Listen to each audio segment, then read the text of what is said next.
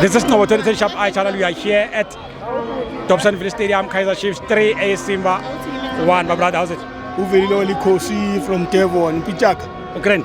Top. We could have a game of Fanda. Today Pichak. Yeah. I came in Kanje, Kosi Lingalele.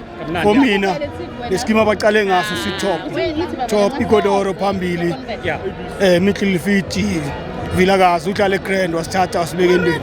But that boy, next time, Mufuna full game.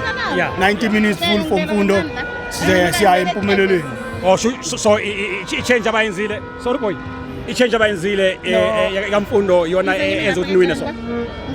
For today, Mpundo, Ucheng Zile Glamakema 3 from Abuya World Cup. Oguchi Mpundo Petele.